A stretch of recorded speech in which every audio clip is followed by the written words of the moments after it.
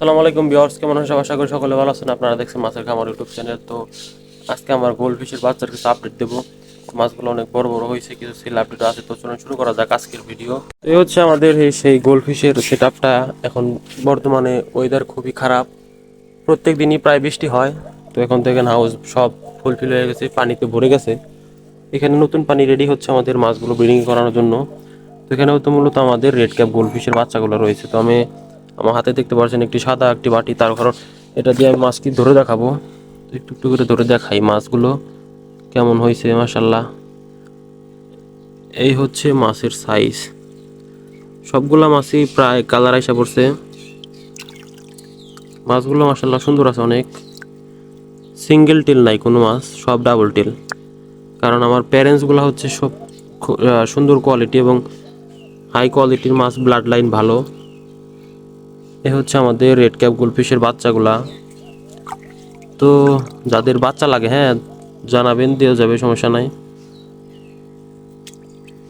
বাচ্চা যদি প্রয়োজন হয় তাহলে আমাদের কাছ থেকে নিতে পারেন। তো গোল্ডফিশ ব্রিড করতে হলে আগে প্রথমে দেখতে হয় যে মাছ রেডি আছে কি না। পানি রেডি করতে হয়, তারপরে মাছকে রেডি করতে গেলে একটু লাইভ ফুড দরকার। মাছের লাইভ ফুড না দিলে মাছ রেডি একটু হইতে চায় না। স্পাম না এলে আবার, স্পাম যদি ভালোভাবে পরিপূর্ণভাবে না আসে তাহলে মাছ ব্রিডিং করে লাভ হবে না, ডিম ফুটবে না। ডিম যদি দেয়ও তবুও ডিম ফুটবে না। এর জন্য মাছ আগে রেডি আছে নাকি তাহলে দেখতে হবে মাছ রেডি আছে নাকি, তারপরে ব্রিডিংয়ের ব্যাপার। আর হচ্ছে আরেকটা আছে, হচ্ছে মনে করেন যে মাছের কোয়ালিটি এবং ব্লাড লাইন কেমন। ভালো মাছের ব্লাড লাইন সম্পূর্ণ যদি ভালো হয় তাহলে সবসময় বাচ্চাগুলো ভালো ব্লাড লাইনে আসবে বড় হইলে। এ দেখেন এই ছোট ছোট মাছের আমাদের দেখা যাচ্ছে না, একটু জুম করতে হয়। এই ছোট ছোট মাছের এবং টেলগুলো দেখেন সব ডাবল টেল, সিঙ্গেল টেল কোনো মাছ নাই আমাদের কাছে, সব ডাবল টেলের মাছ। তাই বলছিলাম আমাদের প্যারেন্টসগুলো আপনাদেরকে দেখাবো। তো আমি একটি মাছকে খাবার কি দিই বর্তমানে সেটা বলি। এখন আমাদের মাছকে দেওয়া হয় হচ্ছে টিউবিফ্লেক্স। তো দিয়েছিলাম কিছুদিন আগে। তো মাছ আমাদের ফ্রিজিং টিউবফ্লেক্স আছে, টিউবফ্লেক্সগুলো ফ্রিজে রাখছিলাম, তার জন্য আমাদের পানি একটু নষ্ট হয়। তার জন্য আপাতত দেওয়া বন্ধ রাখছি, আবার দেবো ইনশাল্লাহ, ভালো তাই না। তো এখন আমরা খাবার একটু গুঁড়া করে তারপরে দেওয়ার চেষ্টা করছি। তো আমাদের প্যারেন্টসগুলা আপনাদেরকে দেখাই, চলেন আমাদের যে গোল্ডফিশের প্যারেন্টস, হ্যাঁ সেগুলো দেখাই। মেনলি আমাদের এইখানে আমাদের গোল্ডফিশের প্যারেন্টসগুলো রাখা আছে। তো নেট দিয়ে ঢাকা রাখছি, কারণ হচ্ছে মাছরাঙা পাখিতে প্রচুর ডিস্টার্ব করে, তার জন্য আমাদের এখানে নেট দিয়ে রাখছি, পাখিতে জানি না খাইতে পারে। তো নেটটা উঠিয়ে আপনাদেরকে দেখাচ্ছি মাছগুলা।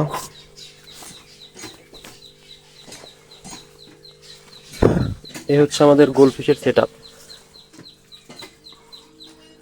ধরা একটু কষ্টসাধ্য ব্যাপার, এগুলো ধরতেই তো কষ্ট।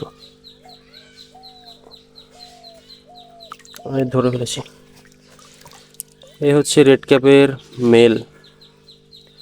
হেডটা দেখেন একটু, হেড মাশাল্লাহ অনেক সুন্দর কোয়ালিটি, সাইজও মাশাল্লাহ। এটা হচ্ছে মেল, সম্পূর্ণ রেডি।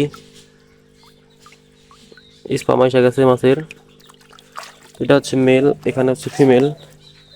ফিমেলগুলো দেখাইতে পারবো নাকি জানি না, কারণ পানি একটু গ্রিন কালার হয়ে গেছে। পানি পরিষ্কার করবো আমরা, সামনে আমাদের খামারে আইবিসি আনতেছি। তো আইবিসিতে মাছ আমরা শিফট করব। এটা হচ্ছে আমাদের রুইকিন গোল্ডফিশ। আমাদের রেড ক্যাপ তো এখন ধরা যাবে নাকি বলতে পারলাম না। এই এই যে হচ্ছে রেড ক্যাপ গোল্ডফিশ।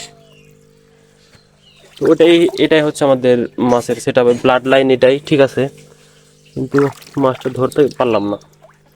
এটাই ধরে দেখাই ফেরা। এই যে কোয়ালিটি, মাছ দেখলেই বোঝা যায় মাছের কোয়ালিটি এবং বাচ্চাকে কি রকম হবে। দেখেন হেড দেখেন, মাশাআল্লাহ অনেক সুন্দর সুন্দর হেড হয়েছে। তো এই হচ্ছে সেট আপ আমাদের গোল্ডফিশের। এই পর্যন্ত ভালো থাকবেন, সুস্থ থাকবেন। যারা চ্যানেলে নতুন আছেন তারা চ্যানেলটি সাবস্ক্রাইব করে পাশে থাকবেন। যদি মাছ প্রয়োজন হয় আমাদের চ্যানেল থেকে তাহলে নিতে পারেন, রেড কেউ বাচ্চা কিছু সেল করা হবে। তো যাদের লাগবে তারা ইনবক্স করবেন। তো ভালো থাকবেন সবাই, আসসালামু আলাইকুম রহমতুল্লাহি ওয়া বারাকাতুহু।